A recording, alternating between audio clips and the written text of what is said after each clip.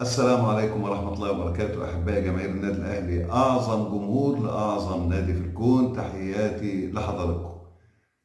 طبعا زي ما حضراتكم عارفين، الناس اللي متابعيني ربنا وفقني وعملت فيديو يكشف قد إيه على مدار 40 سنة حصل كم كبير من المجاملات لإخواننا البيض، وهم مش عايزين يعترفوا بالكلام ده.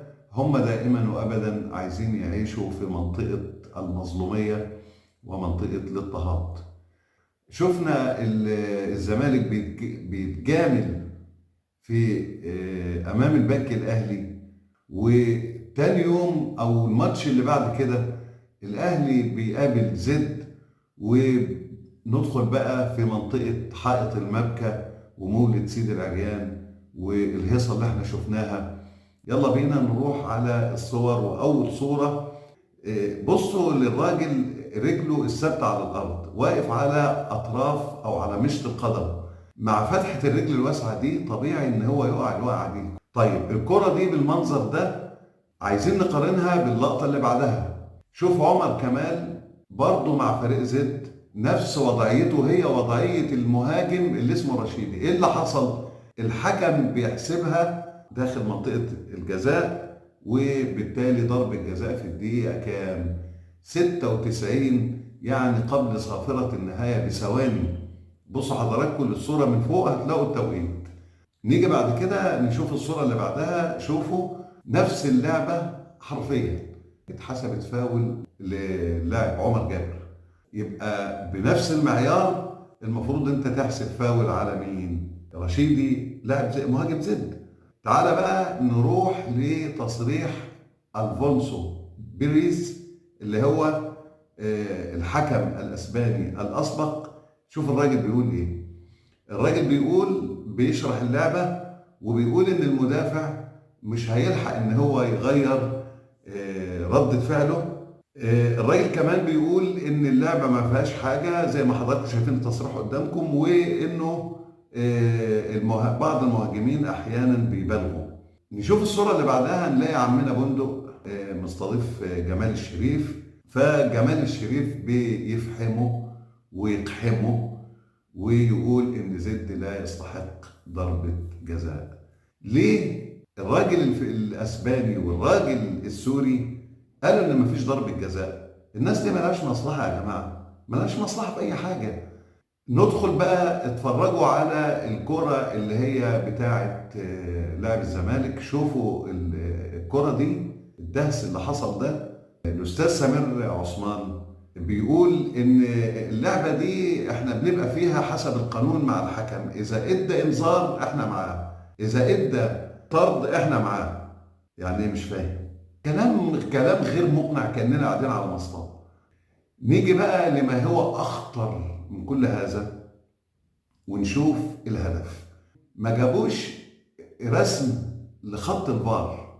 طب أنا يعني بالإمكانيات المتواضعة رسمت خط إسقاط عمودي على خط منطقة الجزاء، وزي ما حضراتكم شايفين الخط قدامكم أهو بيكشف إن جزء كبير من ساق مصطفى شلبي كانت في التسلل.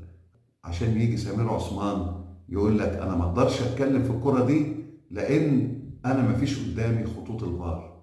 انت ما عندكش امكانيات في القناة اللي انت فيها ترسم خطوط صحيحة عندك، لكن انت لك رغبة في ان انت تدعم قرار الحكم الخاطئ. تعالوا بقى نروح لأحلى وأجمل لقطة، وهي لقطة طاهر محمد طاهر. البكاء ده دليل على إيه؟ ده كبت. الكبت بيولد الانفجار. إزاي أخرج اللاعب من منطقة المشاعر السلبية دي والاستسلام لمنطقة التحدي واستنفار العزيمة والإرادة؟ حالة التوهج اللي حصلت لطاهر محمد طاهر في اخر 3-4 ماتشات بالشكل اللي انتم شايفينه، هل هو كان اداؤه سيء او مستواه سيء وبين يوم وليله بقى حريف؟ لا. الجانب النفسي لما لقى نفسه بيلعب المدرب بيديه الثقه، وقد يكون المعد النفسي له دور معاه فحصل التوهج ده، الراجل خرج الطاقات الكامنة، حصل انفجار إيجابي، وهو ده اللي احنا عايزينه. ودي رسالة من طاهر محمد طاهر إلى رضا سليم بيرسي تاو كهربا. آخر نقطة بقى، عشان بس ما نقصوش على الفرقة، احنا شفنا اللعيبة قدام سيراميكا بدأوا الماتش كويس أوي وقوي، وسجلوا هدف في البداية، وكان ممكن الكرة بتاعت يحيى عطية الله اللي جت في العارضة دي كانت ممكن تغير سيناريو الماتش، لكن ربنا ما أردش. أنا بس عايز أقول إن اللعيبة في حالة إجهاد ذهني وضغط عصبي ونفسي.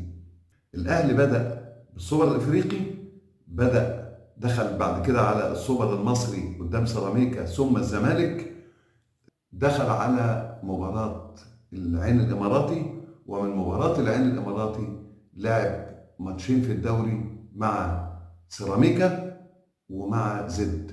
فاللعيبة دلوقتي واخدة أجازة أسبوع إن هي تهدى شوية وتسترخي. في مسألة الصفاء الذهني يا جماعة مهمة جدا جدا جدا.